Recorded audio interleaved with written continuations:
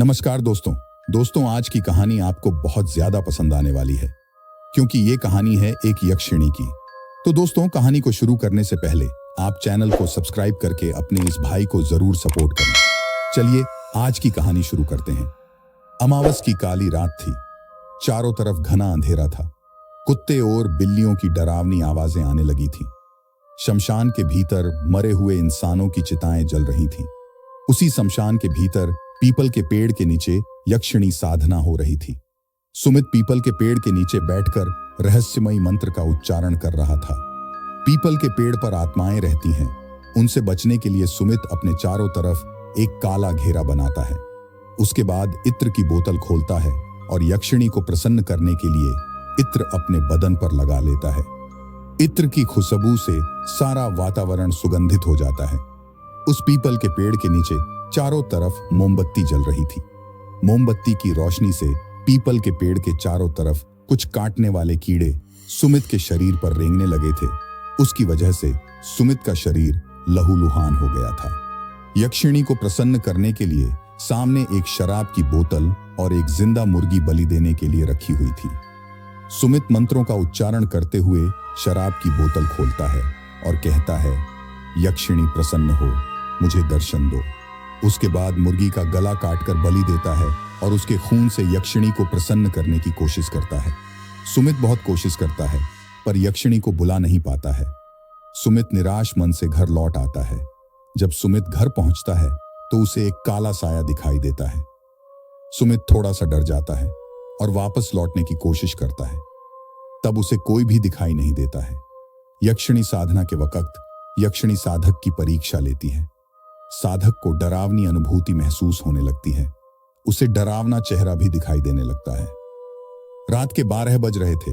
सुमित अपने बिस्तर में लेटकर एक गहरी सोच में खोया हुआ था। यक्षिणी साधना करते हुए आज 10 दिन हो गए हैं। उसका शरीर अब कमजोर होने लगा था। ऐसा लग रहा था जैसे उसके शरीर से किसी ने खून चूस लिया हो। सारा शरीर सफेद पड़ चुका था। यक्षिणी साधना करते हुए सुमित अब निराश हो चुका था। उसे ऐसा लगने लगा था कि वह ये साधना संपूर्ण नहीं कर पाएगा। जब से सुमित ने यक्षिणी साधना करना आरंभ किया है, तब से सुमित को कुछ अजीब सी बेचैनी महसूस होने लगी थी। उसे आधी रात को ऐसा लगता था जैसे कोई औरत उसे खींचते हुए कहीं दूर ले जा रही है। कभी कभी ऐसा लगता था कि कोई नुकीली चीज सुमित के शरीर में घुस गया है और उसका शरीर खून से लथपथ हो गया है। उसे ऐसा वहम क्यों महसूस होता था, वह खुद ही इस बात से अनजान था। सुमित 10 दिनों से हर रोज रात को शमशान जाता था और आधी रात को यक्षिणी साधना करता था। ये साधना सुबह के 3 बजे तक चलती थी। शमशान में रहने वाले कीड़े सुमित के शरीर से खून चूसते थे। साधना समाप्त होने के बाद सुमित का शरीर लहूलुहान हो जाता था। इतनी कोशिश करने के बाद भी सुमित यक्षिणी को प्रसन्न नहीं कर पाया। सुमित ने यक्षिणी साधना एक पुस्तक को पढ़कर सीखी थी। सुमित सोचता है कि वह वापस पुस्तकालय जाएगा और यक्षिणी साधना की पुस्तक को दोबारा ध्यान से पढ़ेगा। उसके बाद दोबारा यक्षिणी को प्रसन्न करने की कोशिश करेगा। अगले दिन सुबह सुमित पुस्तकालय जाता है और यक्षिणी साधना की पुस्तक को घर में लेकर आता है और पुस्तक को दोबारा ध्यान से पढ़ने की कोशिश करता है। सुमित एक होटल में वेटर की नौकरी करता था। सुमित को उतने पैसे नहीं मिलते थे जितना वह मेहनत करता था। उस होटल में बहुत अमीर लोग भी आते थे। जब सुमित अमीर लोगों को देखता था तब उसे एहसास होता था कि उसे भी एक दिन अमीर बनना है।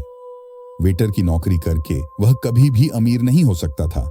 इसलिए सुमित ने सोचा शॉर्टकट तरीके से पैसे कमाएगा और बहुत जल्द अमीर हो जाएगा।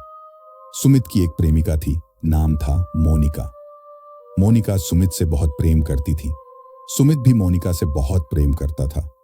सुमित मोनिका से शादी करना चाहता था, इसलिए जल्दी से बहुत सारा पैसा कमाना चाहता था। एक दिन की बात है, जब सुमित होटल से घर लौट रहा था तब उसे जुआ खेलना का मन हुआ। तब सुमित के जेब में 1000 का एक नोट था। सुमित ने सोचा एक बार किस्मत को आजमा लेना चाहिए, क्या पता आज ये 1000 का नोट 10,000 बन जाए। ये सोचकर सुमित जुआ खेलने चला गया। सुमित की किस्मत उस दिन बहुत अच्छी थी, इसलिए सुमित 1000 रुपए से 10,000 जीत गया। इतना पैसा जीतकर सुमित बहुत खुश हुआ। अब उसे और जुआ खेलने की इच्छा हुई।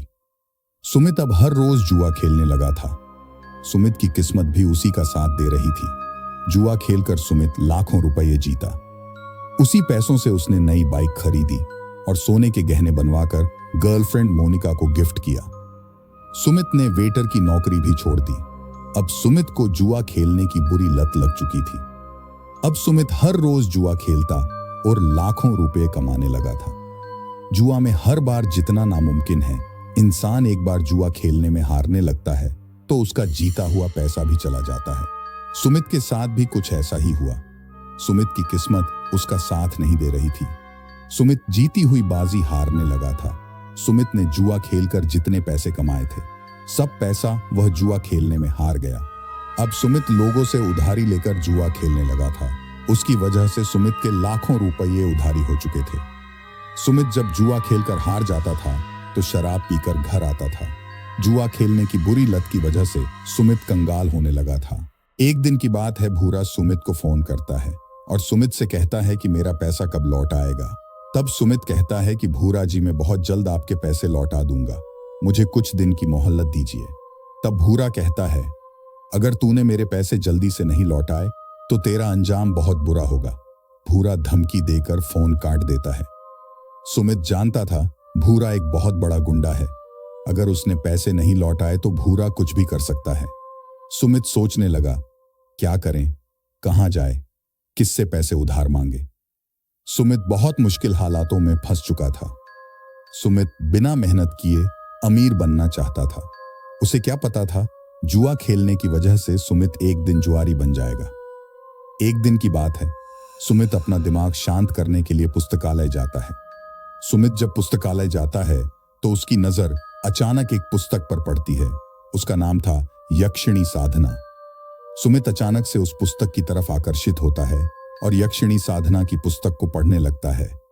सुमित पुस्तक पढ़ने में इतना मगन हो जाता है कि उसे एहसास भी नहीं होता कि कब दिन से रात हो गई थी। तब घड़ी में 9 बज चुके थे। लाइब्रेरियन सुमित से कहता है, पुस्तकालय बंद करने का वक्त हो गया है, आप कल आकर किताबें पढ़ सकते हैं, अब आप घर चले जाइए। सुमित घर चला जाता है। सुमित सारी रात यक्षिणी साधना पुस्तक के बारे में सोचता है। उस पुस्तक में बताए हुए विधि के बारे में सोचता है। उस पुस्तक में लिखा हुआ था कि कैसे आप यक्षिणी को प्रसन्न कर सकते हैं। उस किताब में यह भी लिखा हुआ था कि यक्षिणी को बुलाना बहुत आसान है पर वापस भेजना बहुत मुश्किल है। यक्षिणी अगर प्रसन्न हो जाए तो आपको बहुत सारा धन दौलत देकर अमीर बना देगी। उसके बदले आपको यक्षिणी की कुछ शर्तों का पालन करना होगा। जब तक आप यक्षिणी की शर्तों का पालन करते हैं तब तक यक्षिणी आपको नुकसान नहीं पहुंचाएगी। जिस दिन आपने यक्षिणी की शर्तों का पालन नहीं किया उस दिन आपको यक्षिणी के क्रोध का सामना करना होगा। सुमित कर्जे में डूब चुका था, इसलिए उधारी चुकाने के लिए सुमित को बहुत सारा पैसा चाहिए था। सुमित ने सोचा वह यक्षिणी साधना करेगा और यक्षिणी को बुलाएगा, यक्षिणी से बहुत सारा पैसा मांगेगा और लोगों का कर्जा चुका देगा। सुमित को यक्षिणी की सारी शर्तें मंजूर थीं। उसे बस पैसों से मतलब था। यक्षिणी को कैसे बुलाया जाए, यही उपाय जानने के लिए दूसरे दिन भी सुमित पुस्तकालय पहुंच चुका था। दूसरे दिन सुमित यक्षिणी साधना की पुस्तक को ध्यान से पढ़ने लगा। आधी पुस्तक पढ़ने के बाद सुमित यक्षिणी साधना की पुस्तक को वापस पुस्तकालय में रख देता है और घर चला आता है। उसी रात को सुमित शमशान जाता है और एक पीपल के पेड़ के नीचे जाकर बैठ जाता है। अपने बैग से एक चाकू, एक शराब की बोतल, एक इत्र की बोतल, एक काला मुर्गा, दिया और पूजा की सामग्री निकालता है। पीपल के पेड़ में भूत प्रेत रहते हैं। उनसे बचने के लिए सुमित कोयले से एक गोल घेरा बनाता है और उसके बाद आटे से एक घेरा बनाता है। इत्र का बोतल खोलकर अपने आसपास इत्र छिड़कने लगता है और बाकी का इत्र अपने बदन में मल लेता है। सुमित धारदार चाकू से मुर्गे का सर धड़ से अलग कर देता है। मुर्गे के फरफराने की वजह से आसपास का माहौल थोड़ा डरावना हो जाता है। सुमित की आंखों में एक जुनून दिखाई देता है। उसे अपने आसपास नकारात्मक ऊर्जा होने का आभास होता है। सुमित जोर जोर से रहस्यमयी मंत्रों का उच्चारण करने लगता है। धीरे धीरे रात गहरी होने लगती है। शमशान में जलती चिता की अग्नि से शमशान जगमगाने लगता है। यक्षिणी साधना करते करते रात के 3 बज जाते हैं। सुमित रहस्यमयी मंत्र का उच्चारण करना बंद करता है और यक्षिणी को बुलाने की कोशिश करता है, पर यक्षिणी प्रकट नहीं होती है। सुमित निराश मन से बार बार यक्षिणी को पुकारता है, यक्षिणी प्रसन्न हो, मुझे दर्शन दो। यक्षिणी प्रकट नहीं होती है। सुमित पूजा समापन करता है और वापस घर लौट जाता है। सुमित जब घर पहुंचता है तब निराश मन से बिस्तर में लेट जाता है। उसे कुछ भी समझ में नहीं आ रहा था कि आगे क्या करे, यक्षिणी को कैसे प्रसन्न करें। अगर यक्षिणी प्रसन्न नहीं हुई तो लेनदार वाले पैसों के लिए फोन करके परेशान करेंगे। उसका अमीर बनने का सपना टूट जाएगा। सुमित सोने की कोशिश करता है, तभी अचानक से सुमित को कुछ ऐसा अनुभव होता है जिससे सुमित डर के मारे कांपने लगता है। सुमित देखता है कि उसके चारों तरफ कुछ काला साया घूम रहा है। सुमित बिस्तर से उठकर भागने की कोशिश करता है, तभी अचानक सुमित का पैर फिसल जाता है, जिससे सुमित जमीन में गिर जाता है और सुमित बेहोश हो जाता है। अगले दिन सुबह जब सुमित को होश आता है तब खुद को बहुत कमजोर पाता है। उसका सारा बदन दर्द कर रहा था। उसे ऐसा लग रहा था जैसे किसी ने उसे रात को जमीन में पटक दिया था। सुमित आईने के सामने जाकर देखता है तो उसके शरीर पर नाखूनों के खरोंचने के निशान थे। सुमित को कुछ भी समझ में नहीं आ रहा था कि उसके साथ ऐसा क्यों हो रहा है। सुमित सोचने लगता है कि जब से यक्षिणी साधना करना आरंभ किया है तब से उसके साथ कुछ बुरा हो रहा है। तभी अचानक सुमित का मोबाइल बजता है। फोन के दूसरी तरफ से सुमित की गर्लफ्रेंड मोनिका बोलती है कि जान, आजकल आपको क्या हो गया है, आप मुझसे मिलने क्यों नहीं आते हो।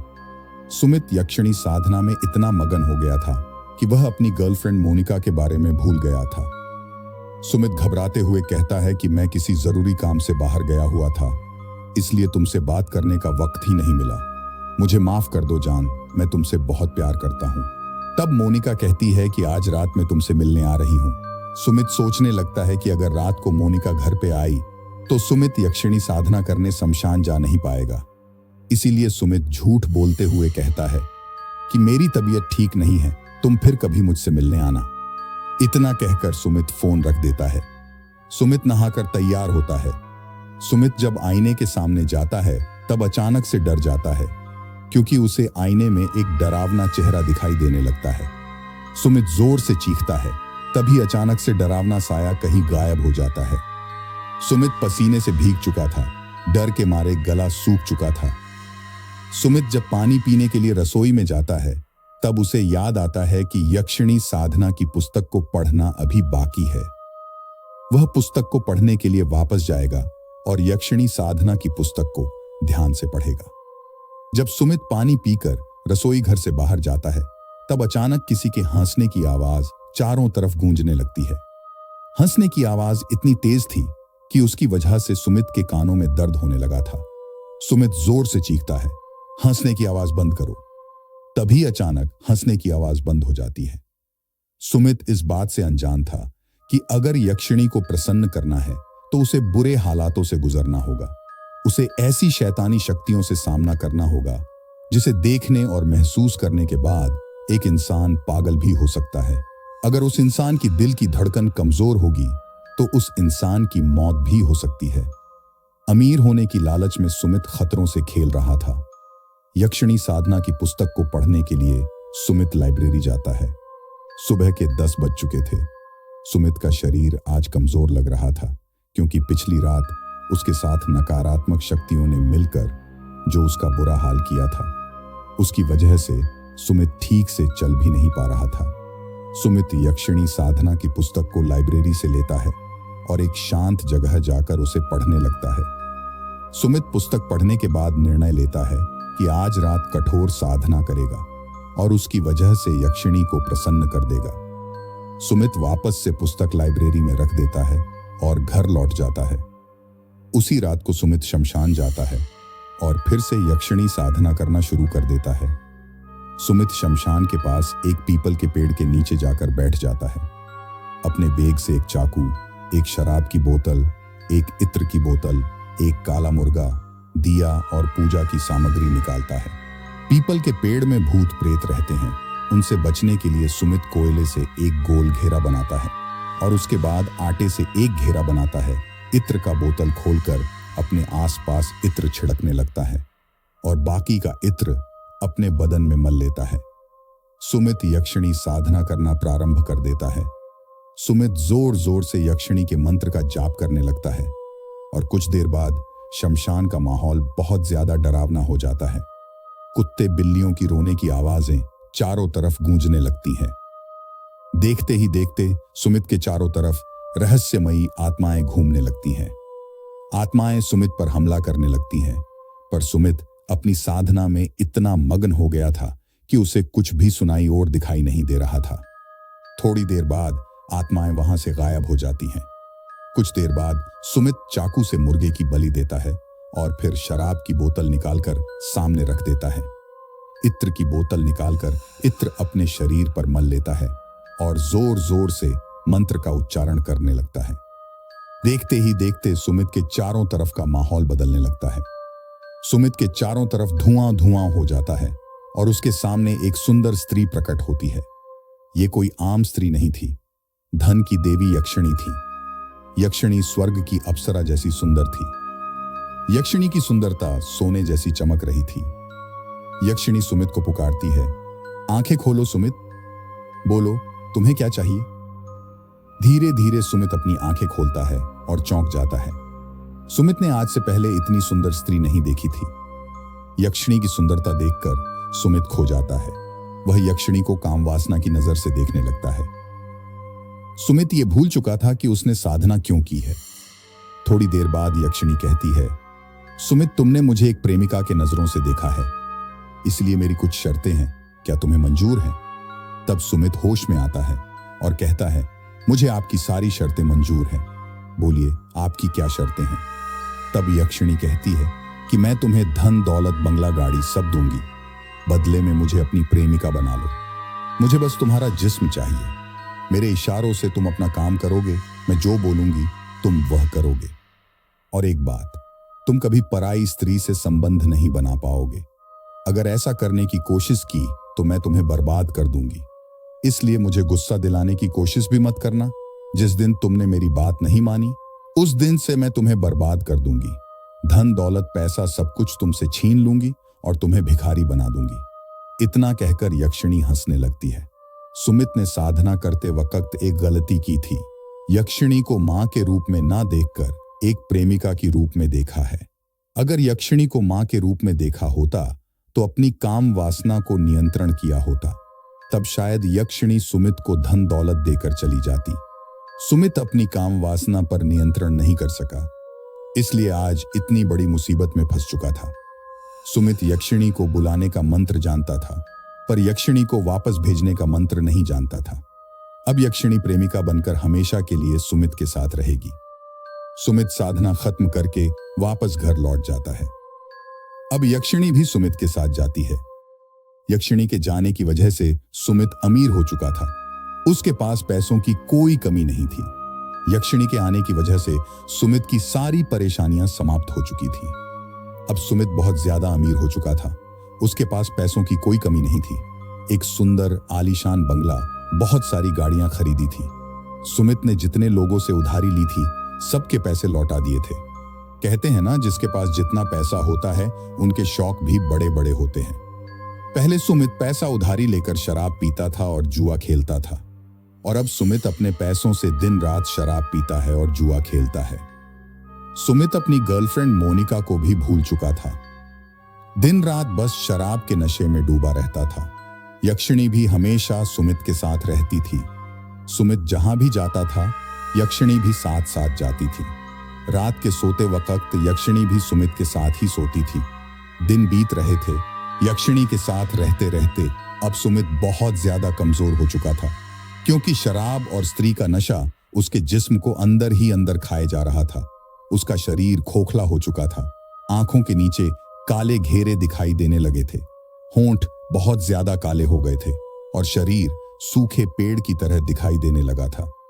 कहते हैं ना, बहुत ज्यादा सुख और आनंद इंसान को कमजोर बना देता है, क्योंकि उसको कोई मेहनत करनी नहीं पड़ती। सब पैसों से हो जाता है। मेहनत न करने की वजह से एक इंसान अपाहिज जैसा जीवन जीने लगता है। सुमित के साथ भी ऐसा ही हो रहा था। सुमित को जो कुछ भी चाहिए था सब यक्षिणी लाकर देती थी।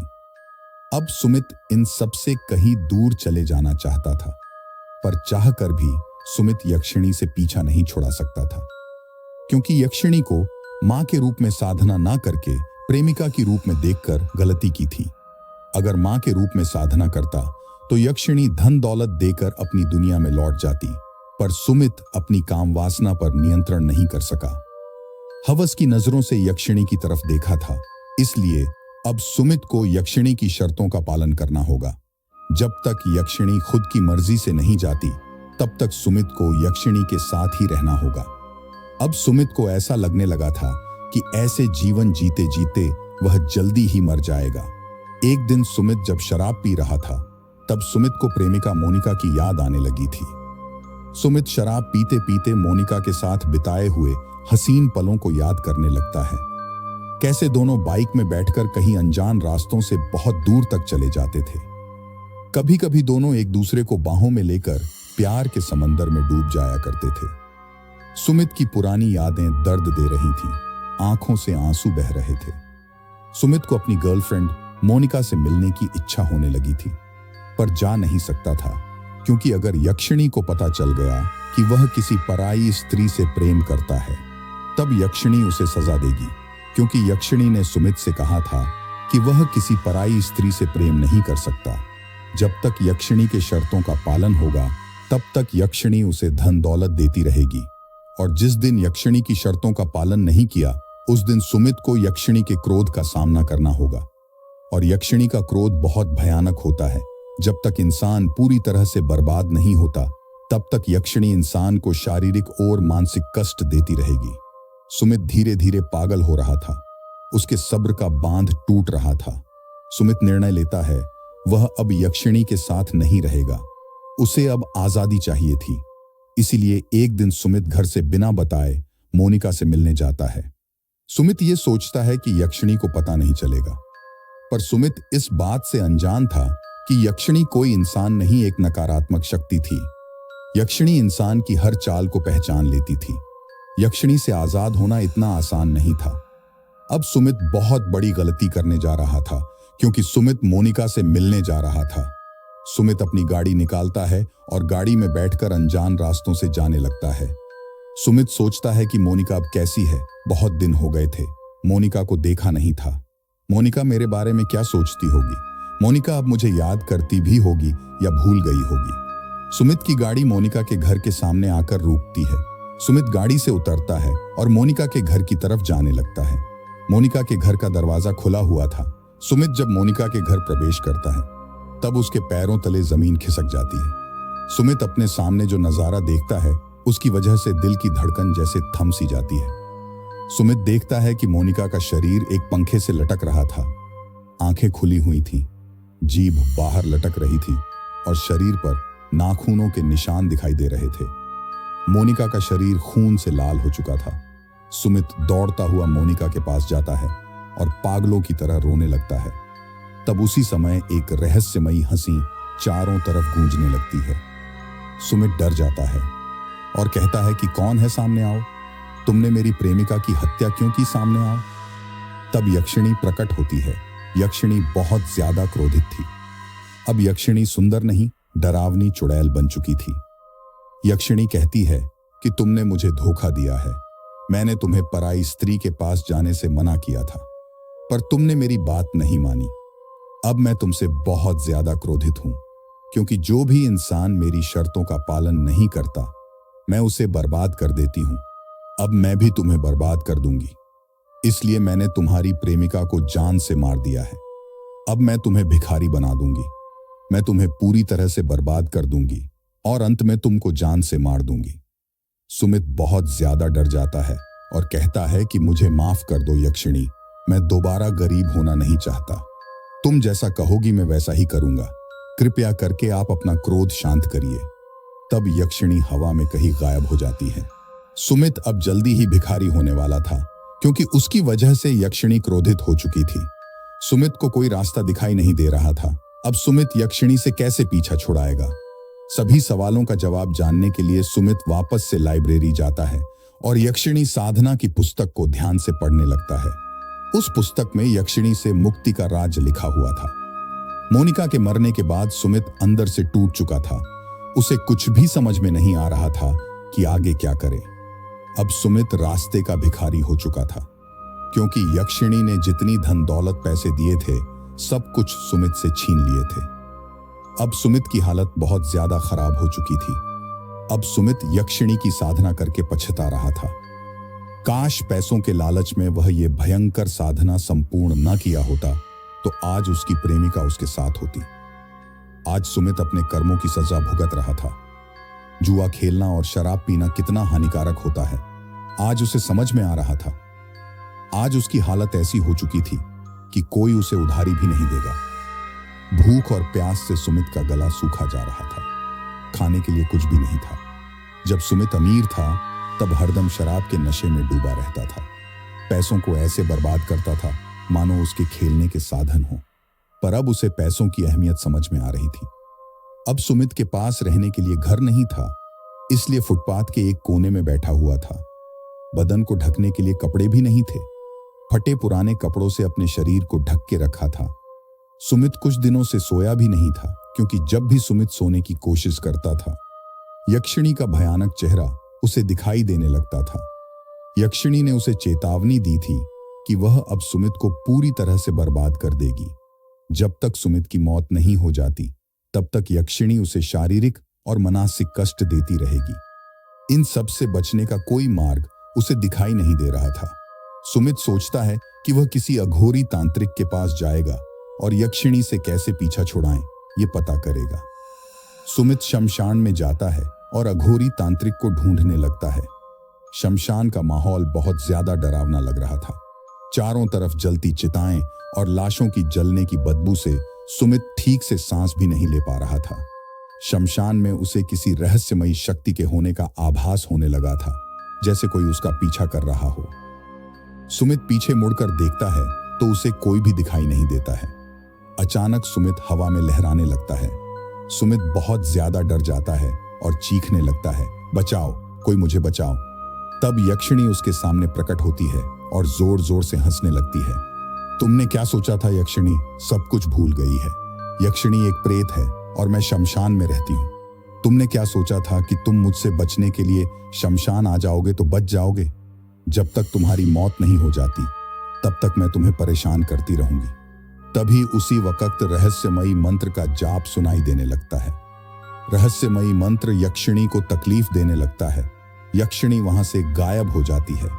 सुमित सामने देखता है नरमुंड माला धारण किया हुआ एक व्यक्ति उसके सामने खड़ा हुआ है। उसके पूरे बदन पर शमशान में जली हुई चिताओं की राख लगी हुई थी। लंबी जटाओं जैसे बाल और लंगोट धारण किया हुआ और हाथ में एक त्रिशूल भी था। ये कोई आम व्यक्ति नहीं था। ये शमशान में रहने वाला काली शक्तियों की पूजा करने वाला अघोर तांत्रिक था। इनके दर्शन मात्र से लोगों की सारी परेशानियां दूर हो जाती थी। इनका दर्शन करना बहुत ही दुर्लभ था, क्योंकि ये अघोरी तांत्रिक किसी आम इंसान के सामने नहीं आते थे। अघोरी तांत्रिक भूत प्रेतों की साधना करते हैं। जलती चिताओं के सामने बैठकर मुर्दा इंसान की पूजा किया करते हैं। इनकी साधना बहुत ही ज्यादा डरावनी होती है। लोग इनके सामने जाने से भी डरते थे, क्योंकि अघोरी तांत्रिक दिखने में बहुत ज्यादा डरावने होते हैं। सुमित अघोरी तांत्रिक को प्रणाम करता है और कहता है, बाबा मेरी परेशानी को दूर कीजिए, मैं बहुत बड़ी मुसीबत में फंस चुका हूं। यक्षिणी साधना करके मैंने बहुत बड़ी गलती की है। अब यक्षिणी मुझे शारीरिक और मानसिक कष्ट दे रही है। बाबा यक्षिणी से पीछा छुड़ाने का कोई उपाय बताइए। बाबा मुझे बच्चा लीजिए, नहीं तो मैं मर जाऊंगा। तब अघोरी तांत्रिक कहता है कि बच्चा लालच में आकर तूने बहुत बड़ी गलती की है। मेहनत करके पैसा कमाया होता तो आज ऐसी परिस्थिति उत्पन्न नहीं होती। बिना गुरु के यक्षिणी साधना करने से इसका विपरीत परिणाम भुगतना पड़ता है। किताब से अधूरी विद्या अर्जित करके तुमने यक्षिणी साधना की है, इसलिए आज तुम्हें उसकी सजा भी मिल रही है। बच्चा यक्षिणी साधना करते वक्त यक्षिणी को काम वासना की नजर से नहीं देखना चाहिए। ऐसा करने से यक्षिणी आपको बर्बाद कर देगी। तब सुमित कहता है कि बाबा मुझसे भूल हो गई है, आप मुझे माफ कर दीजिए, बाबा मुझे उपाय बताइए।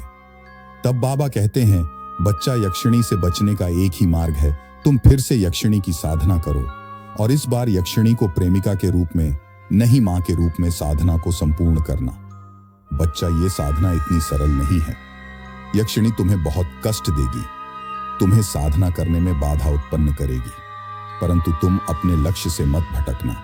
जब तक साधना संपन्न नहीं होती तब तक तुम्हें साधना करते रहना होगा।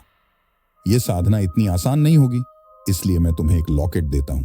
इसे धारण करो और प्रण लो कि इस बार यक्षिणी को मां के रूप में देखोगे। जब तुम उसे मां की नजरों से देखोगे तो यक्षिणी तुम्हें धन दौलत देकर तुम्हारी सारी परेशानी दूर कर देगी और अपनी दुनिया में चली जाएगी। कल अमावस की काली रात है, कल इस साधना को संपन्न करो। बच्चा, मेरा आशीर्वाद तुम्हारे साथ है। सुमित प्रतिज्ञा करता है कि यक्षिणी को इस बार मां के रूप में साधना करेगा। यक्षिणी की सुंदरता पर मोहित नहीं होगा। अब सुमित को यक्षिणी से बचने का मार्ग मिल चुका था। अब सुमित फिर से यक्षिणी साधना करेगा और जीवन की सारी परेशानी को समाप्त करेगा। अमावस की काली रात आ चुकी थी। अमावस में काली शक्तियों की पूजा आराधना की जाती है। अमावस की रात बहुत ही भयानक होती है, क्योंकि ऐसी रात में नकारात्मक शक्तियां ज्यादा शक्तिशाली हो जाती हैं और ऐसी रात में भूत प्रेत इंसानों को अपना शिकार बनाते हैं। शमशान में रहने वाले जानवर अमावस की रात को चारों तरफ पहरा देते हैं, क्योंकि अमावस की रात में बुरी शक्तियां चारों तरफ दिखाई देने लगती हैं। जानवर इन बुरी शक्तियों से बहुत ज्यादा डरते हैं, इसलिए आधी रात को कुत्ते और बिल्लियों की रोने की आवाज चारों तरफ गूंजने लगती है। अब सुमित अपने जीवन की सारी परेशानियां दूर करने के लिए शमशान में जाकर यक्षिणी साधना करेगा। शमशान में जाकर यक्षिणी साधना करना इतना आसान नहीं होगा, क्योंकि यक्षिणी उसकी साधना में बाधा उत्पन्न करेगी। जितनी भी बाधा विपत्ति क्यों ना आ जाए, अब सुमित पीछे नहीं हटेगा। अब सुमित अघोरी बाबा के दिखाए हुए मार्ग पर चलने का प्रण लेता है। अमावस की रात को सुमित शमशान में जाता है और यक्षिणी साधना में प्रयोग होने वाली पूजा सामग्री भी साथ लेकर जाता है। एक काला जिंदा मुर्गा, एक शराब की बोतल, मुर्गे को बलि देने के लिए एक धारदार चाकू और इत्र की बोतल और गोल घेरा बनाने के लिए रंगोली भी साथ लेकर जाता है। सुमित शमशान में पीपल के पेड़ के सामने जाता है और रंगोली से गोल घेरा बनाता है। फिर गोल घेरे में जाकर बैठ जाता है और रहस्यमयी मंत्र का जाप करने लगता है। रहस्यमयी मंत्र के उच्चारण से माहौल बहुत ज्यादा डरावना हो जाता है। कुछ देर बाद सुमित अपने झोले से एक काला मुर्गा निकालता है और उसकी बलि देकर खून से यक्षिणी को प्रसन्न करने की कोशिश करता है। सुमित इत्र की बोतल निकालता है और थोड़ा सा इत्र अपने शरीर पर मल लेता है और बाकी अपने आसपास छिड़क देता है। इत्र की खुशबू से शमशान में रहने वाले भूत प्रेत सब सुमित की तरफ आकर्षित होने लगते हैं। सुमित अपनी साधना में पूरी तरह से लीन हो जाता है। कुछ देर बाद सुमित के चारों तरफ रहस्यमयी शक्तियां घूमने लगती हैं। रहस्यमयी शक्तियां सुमित को नुकसान पहुंचाने की कोशिश करती हैं, पर असफल हो जाती हैं, क्योंकि अघोरी बाबा ने जो लॉकेट दिया था उसके धारण करने के बाद बुरी शक्तियां सुमित को नुकसान पहुंचा नहीं सकती। थोड़ी देर बाद बुरी शक्तियां वहां से गायब हो जाती हैं। सुमित जोर जोर से रहस्यमयी मंत्र का जाप कर रहा था। उसके मंत्र के जाप से माहौल बहुत ज्यादा डरावना हो गया था। थोड़ी देर बाद माहौल बदलने लगता है। यक्षिणी प्रकट होकर सुमित की साधना में बाधा उत्पन्न करने लगती है। सुमित हार नहीं मानता है और अपनी साधना में पूरी तरह से लीन हो जाता है। सुमित यक्षिणी को मां के रूप में पूजा करता है, इसलिए यक्षिणी सुमित को नुकसान नहीं पहुंचा सकती है। थोड़ी देर बाद यक्षिणी शांत हो जाती है और सुमित को अपनी आंखें खोलने के लिए कहती है। धीरे धीरे सुमित अपनी आंखें खोलता है तो सामने देखता है कि यक्षिणी उसके सामने खड़ी हुई है। सुमित इस बार अपनी आंखें झुकाकर बातें करता है, क्योंकि अगर सुमित यक्षिणी की आंखों में देखेगा तो फिर से मोहित हो जाएगा। इसलिए सुमित आंखें झुकाकर यक्षिणी को प्रणाम करता है और कहता है, यक्षिणी माँ, आप मुझे माफ कर दीजिए। आप मेरी माँ हैं, आप मुझे वापस से पहले जैसा कर दीजिए। मैंने लालच में आकर आपको हवस भरी नजरों से देखा था, इसलिए मुझे माफ कर दीजिए। तब यक्षिणी कहती है, तुमने मुझे माँ के रूप में साधना करके मुझे प्रसन्न कर लिया है, इसलिए मांगो तुम्हें क्या चाहिए। तब सुमित कहता है, माँ, आप मेरी प्रेमिका मोनिका को वापस लौटा दीजिए और मुझे कुछ भी नहीं चाहिए। मुझे धन दौलत शोहरत कुछ भी नहीं चाहिए। माँ, मैं पहले जैसा था वैसा जीवन जीना पसंद करूंगा। यक्षिणी वापस से सब कुछ पहले जैसा कर देती है और सुमित की प्रेमिका मोनिका को वापस से जिंदा कर देती है।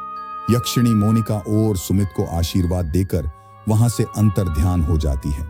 सुमित अपनी प्रेमिका मोनिका को वापस पाकर बहुत ज्यादा खुश होता है और प्रतिज्ञा करता है कि जीवन में कभी शराब नहीं पिएगा और जुआ नहीं खेलेगा। वह मेहनत करेगा और मेहनत की कमाई से अमीर बनकर दिखाएगा। उस दिन के बाद से सुमित एक होटल में नौकरी करता है और मोनिका के साथ खुशी खुशी जीवन बिताने लगता है। दोस्तों, मैं उम्मीद करता हूं कि आपको हमारी ये कहानी जरूर पसंद आई होगी। तो दोस्तों, अगर कहानी पसंद आई हो तो चैनल को सब्सक्राइब जरूर कर लें। और हाँ, आजकल आप कमेंट नहीं कर रहे हैं। दोस्तों, ज्यादा से ज्यादा कमेंट किया करो, इससे मुझे मोटिवेशन मिलता है। और हाँ, कमेंट में अपना नाम जरूर लिख दिया करो, जिससे मुझे पता चल सके कि कौन कौन हमारी कहानी सुनते हैं। तो आज के लिए बस इतना ही, फिर मिलेंगे एक और कहानी के साथ। धन्यवाद।